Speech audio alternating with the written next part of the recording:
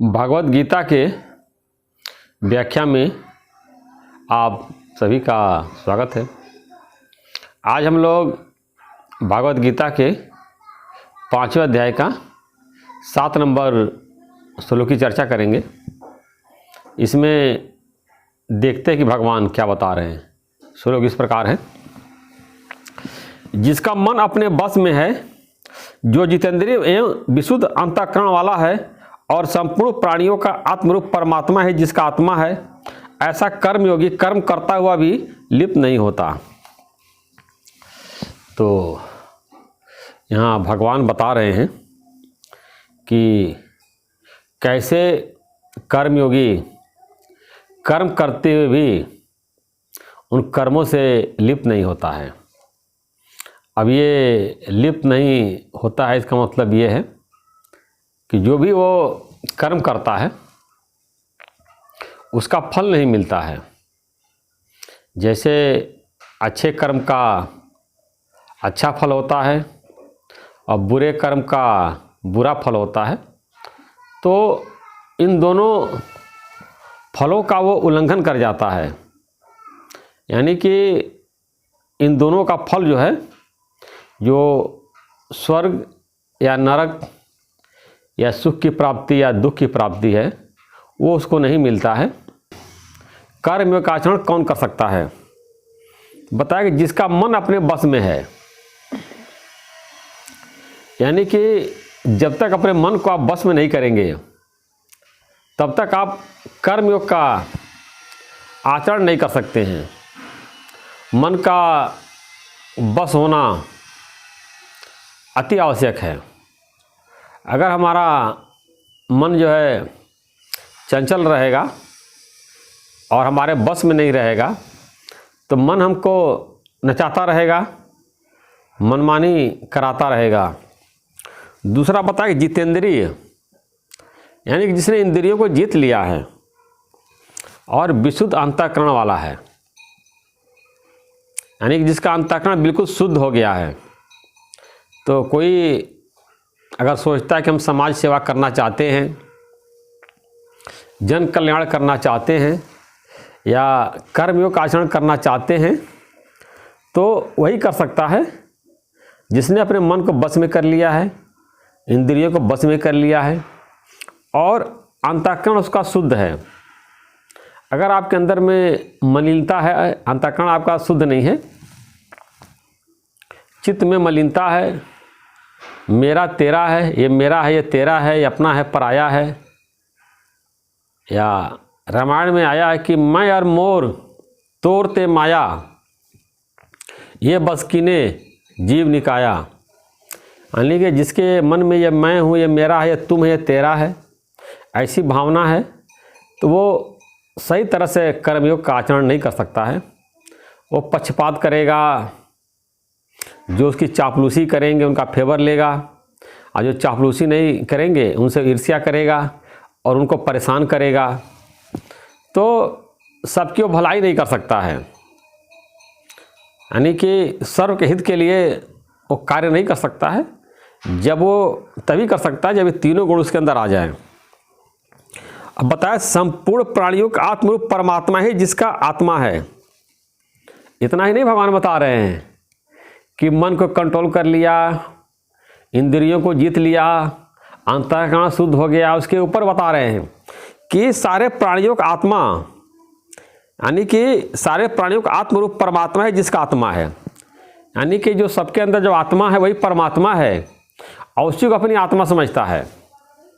ये ध्यान देने वाली बात है और गीता के ज्ञान को समझने के लिए इसको समझना अति आवश्यक है कि सारे भूत प्राणियों का जो आत्मा वही परमात्मा है, बता रहे हैं। और वही परमात्मा को अपनी आत्मा समझता है, यानी अपने आत्मा और परमात्मा को एक समझता है। सारे संसार के प्राणी हैं, शरीर नहीं, जो उनकी आत्मा है वही परमात्मा है। वही परमात्मा को अपनी आत्मा समझता है, यानी अपने आत्मा को ही परमात्मा समझता है और सारे संसार के जो प्राणी हैं उनकी आत्मा को ही परमात्मा समझता है।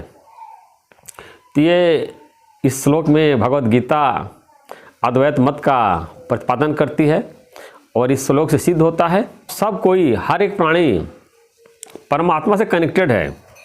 ये श्लोक ऐसा भगवान बता रहे हैं कि जब सबको अपनी आत्मा समझेंगे और सबकी आत्मा को परमात्मा समझेंगे, या सीधे सीधे सबको भगवान समझेंगे, ईश्वर समझेंगे कि सबके अंदर ईश्वर निवास करते हैं या सब कोई ईश्वर है, जब ऐसा आपके अंदर भगवत भाव आ जाएगा तभी आप सही तरह से कर्मयोग का आचरण करेंगे और कर्म करते हुए भी आप उससे लिप्त नहीं होंगे, यानी कि निरासक्त होकर कर्म करेंगे, आपको उसमें आसक्ति नहीं होगी।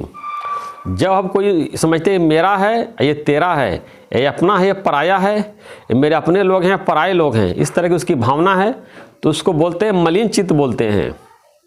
और वो जो भी कर्म करेगा उससे लिप्त हो जाएगा, क्योंकि वो जो है भेद बुद्धि से कार्य करेगा, वो सब में भेद करेगा। जितने लोग हैं शरीर देखेगा तो सोचेगा कि अमीर हैं, ये गरीब हैं, ये जो है क्या नाम है कि अपने हैं, ये पराए हैं, ये हमारे दोस्त हैं, हमारे रिश्तेदार हैं, हमारे दोस्त के जानने वाले हैं, हमारे रिश्तेदार के जानने वाले हैं। ऐसी भेद बुद्धि पड़ी रहती है और चाह करके भी वो जन कल्याण का कार्य नहीं कर सकता है, कर्मयोग नहीं कर सकता है। तो कर्मयोग का आचरण कोई करना चाहता है, देश और समाज की भलाई करना चाहता है, तो सबसे पहले उसको अपने अंतःकरण को शुद्ध करना पड़ेगा, आत्मज्ञान प्राप्त करना पड़ेगा, अपने आत्मा को जानना पड़ेगा। जब अपने आत्मा को जान लेंगे तो परमात्मा को भी जान लेंगे। इसीलिए आया है know thy self and we know God. जैसे हम अपने आप को जान लेते हैं, हम परमात्मा को जान लेते हैं, और सारे प्राणियों के अंदर जो परमात्मा है हम उसका दर्शन कर लेते हैं, और तभी सही से जो है कर्मयोग का आचरण कर सकते हैं। तो सब लोग जो भगवान का जो आदेश है, जो इसको समझाना चाहते हैं कि अपने मन को बस करने की कोशिश करें, इंद्रियों को कंट्रोल करने की कोशिश करें, और अंतःकरण को शुद्ध करने की कोशिश करें, और सबके अंदर परमात्मा को देखें, सबके अंदर जो है आत्मा को देखें। सबके अंदर आत्मा को देखने से, परमात्मा को देखने से हमारा चित्त शुद्ध हो जाता है, हमारा मन भी कंट्रोल में हो जाता है, हमारी इंद्रियां बस में जाती है, हमारा अंतःकरण शुद्ध हो जाता है। यानी कि जब तक देह भाव में है हमारा अंतःकरण मलिन रहेगा, चित्त मलिन रहेगा, इंद्रियां हमारे बस में नहीं रहेगी। लेकिन जैसे ही आत्म भाव में आते हैं हमारा सब कुछ ऑटोमेटिक कंट्रोल में आ जाता है। हम अपने गद्दे बैठे ही नहीं हैं, जो गाड़ी चल रही बिना ड्राइवर के चल रही है, अपना जो है मोटर अपने आप चल रहा है, दाएं बाएं एक्सीडेंट करता हुआ जा रहा है और ड्राइवर गायब है। तो जब हम अपने ड्राइवर के सीट पे बैठ जाते हैं, ड्राइवर मतलब अपने आत्मा के सीट पे बैठ जाते हैं, अब मन जो है हमारा क्या, स्टीयरिंग क्या है, वो मन है, और पहिए क्या, इंद्रियां हैं। तो जब हम अपने ड्राइवर के सीट पे बैठ जाते हैं और मन जो स्टीयरिंग को सही से पकड़े रहते हैं, तो पहिया भी, जो इंद्रियां सही जगह पे जाती हैं, और एकदम सब जीवन हमारा सही रास्ते पे चलता है, सही तरह से कार्य होता है। पहले के श्लोकों में जब गाड़ी वाड़ी रही थी तो हमारे संत महात्मा गुरु लोग जो है रथ और घोड़े का एग्जाम्पल दिया था कि घोड़ा जो है वो इंद्रियां हैं, और लगाम जो है वो मन है, जिसमें कि स्टीयरिंग है, और जो बैठने वाला है, वो जो पकड़ने वाला है, वो क्या नाम है, वही सारथी है। इस प्रकार जो है जब सही सारथी होता है और लगाम को पकड़े रहता है, तो घोड़े उसके जो है सही रास्ते पे चलते हैं। तो हम भी जो है अगर जो है इसको जन कल्याण करना चाहते हैं और जीवन में अपना उद्धार करना चाहते हैं, और अपने के साथ साथ और लोगों का उद्धार करना चाहते हैं, तो सबसे पहले जो है हमको अपना उद्धार करना होगा, अपने आत्मा का अनुभव करना होगा, अपने देह अभिमान को भुलाना होगा, परमात्मा को जानना होगा, मन इंद्रियों को कंट्रोल करना होगा, और अपने स्वरूप में सही तरह से जब स्थित हो जाएंगे तब जो भी कोई कर्म करेंगे जो है उससे लिप्त नहीं होंगे।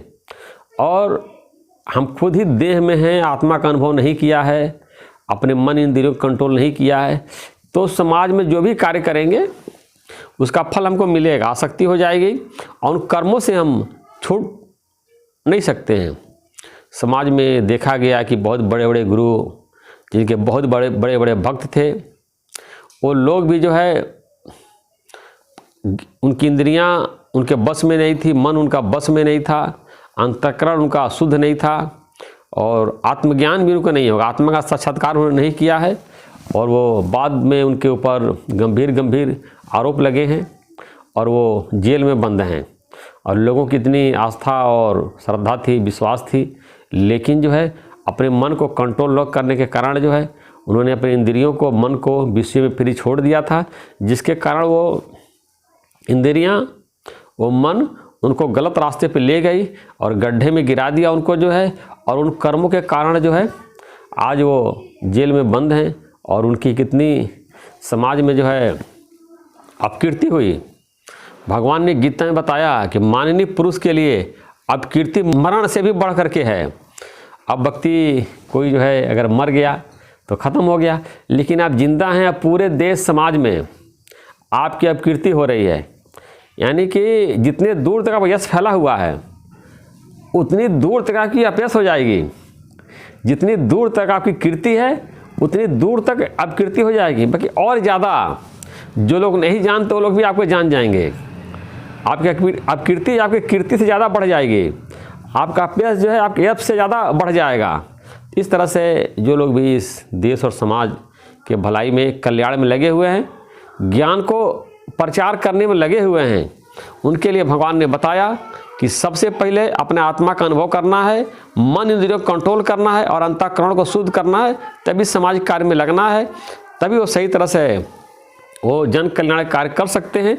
नहीं तो कर्मों में लिप्त हो सकते हैं और अपने जो है अपने जो मार्ग से भटक सकते हैं, सत्य मार्ग से भटक सकते हैं और जो है गलत रास्ते की तरफ जो जा सकते हैं।